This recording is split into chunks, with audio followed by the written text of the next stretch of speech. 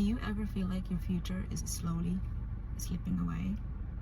When you were younger, you had ambition, you had potential, you had dreams. But as you grew older, you find yourself like your future is slowly slipping away. If that is yes, then this video is for you. Because in this video, we're going to talk about the 3 things that will decide who you become and whether or not you reach your potential. And I promise you, if you lock in these 3 things, your life will completely transform. Number 1 is choose your circle wisely. Because we're social beings, we influence each other. And it's a well-known fact that you are the average of the 5 people that you spend the most time with. Next, I want you to identify what is it that I want to achieve, become. And then compare the people that you spend the most time with, hang around, be with. Are they going in the same direction with what you're trying to do? This is so important because we influence each other so much, not just in the way we act, but how we think, the emotions we experience, how we even deal with our emotions, the goals that we have. Even that, we unfortunately, or should I say fortunately, because we have the power to choose, it's important to evaluate this. And then deciding intentionally to hang around with the people that are working on themselves, if that is something that is important to you. For me, it is. So of course, I'm going to hang around with people that are working on themselves, the people that are studying hard. When I was in college, I used to sit in the front row, raise my hand, ask questions, and if I ever wanted to find an answer to a question that I had, I knew exactly who was working really hard in class and knew how to contact them. So look around and see who do I spend the most time with. Are these people getting me closer to my goals, to my dreams, or are they pulling me away? Are they going in the opposite or in any direction that's the opposite of my dreams, of my future, of the things that I want to be, experience, have, do, accomplish? So I try to hang out with people that are spiritually at the same level as me, or at least I think they are, or connect myself to people that are spiritually far ahead of me. That way they can pull me, they can support me. And there's nothing wrong with helping people that are not there yet, but you have to know yourself. And if that is going to cause you to be pulled down to their level, instead of you thinking, I might be able to help these people, they might actually pull you down. So you always need to have people that are at your level and people ahead of you to hold you accountable. Then if you still want to help people that are not there yet, then help. But you cannot just be focused on helping people and pulling people up, because sooner or later, if you don't have that group that's walking side to side with you or inspiring you, then the group that you're trying to help will absolutely pull you down. It's just nature. And the sooner you accept this, the better. You can't change it, just accept it. And if you don't accept it, that's fine too. You're just gonna have to deal with the consequences of that choice. Earlier, I asked you to identify what your goals are, what you're trying to do, achieve, become, and then see the people that you spend the most time with, if they're going where you're trying to go. If you identify that they are not, which most likely it is, because we're not consciously thinking of this unless somebody else points it out to us, then let them go. Let them go. I'm giving you and myself the permission to let them go. And when I say let them go, I don't mean cut them off. Absolutely not. We don't cut people off. We're social beings, like I said at the beginning. But we're going to spend less time with them. And sometimes you don't even need to do this, because the fact that you guys have different goals, life will just slowly start to pull you away from each other, because you guys have different things that you want out of your life. You slowly just end up going in different directions, and that's okay. But if that's not the case right now, and these people are still in your life, and they might have been in your life before, then what you need to do is intentionally spend less time with them and spend more time with the people that are aligned with where you're trying to go. Otherwise, you're going to spend more time with people that have the opposite or any goal that's not where you're trying to go, who you're trying to become. And by the fact that you're being around them, they're going to unintentionally influence your thoughts, your behavior, how you act, how you manage your time. You can't choose your family, it's chosen for you. The family that you're born into is already chosen for you. But your social circle, the friends, the environments you hang out, the places that you go to, these things are things that you absolutely have a control over. So choose wisely if you don't want your future to be slipping away. Number 2 shift or thing that you need to do is to focus on the now. Focus on now and not forever. When I was younger, I would want to plan ahead almost all of my life, like at least like 10 years out. This leads to a lot of anxiety and fear of failure. Do not think 10 steps ahead, 10 years ahead.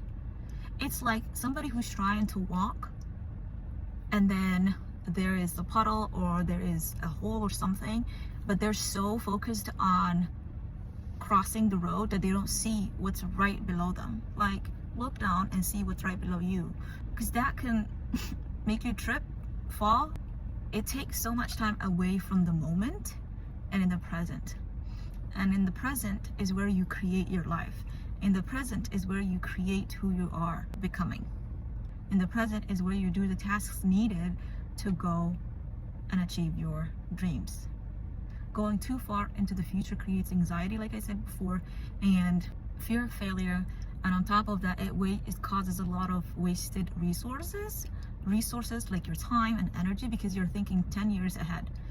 You're not taking into account the wisdom and the experiences and the lessons that life will teach you along the way. Maybe 5 years from now, you will learn so much that you didn't know before that will impact the decisions that you will make. So my point is, don't try to think too far ahead into the future. Stay locked in the now. In this moment, in this season of life, what do I need to do? If you're in college, lock in, get A's, go to your classes, and the next step is to graduate. Just focus on the now and the next step. If you're about to graduate from college, okay, focus on that, and then your next step is landing your first big girl job. Focus on that. If your career requires grad school, focus on applying to grad school while you lock in the now. If you're already at your job, focus in your next level. Like, what?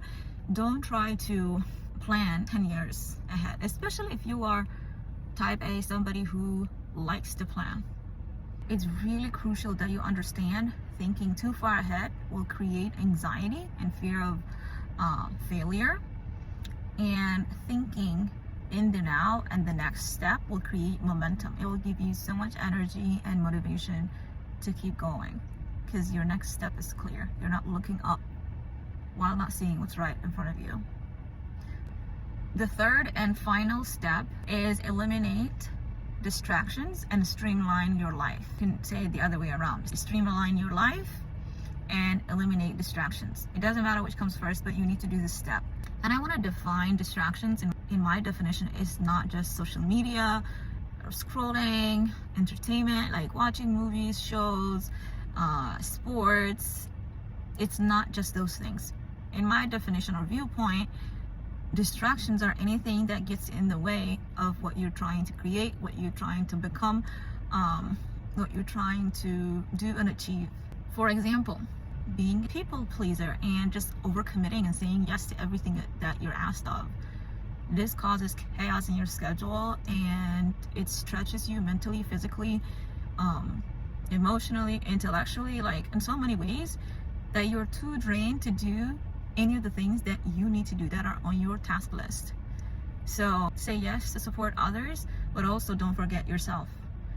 Figure out in your life, what are my distractions?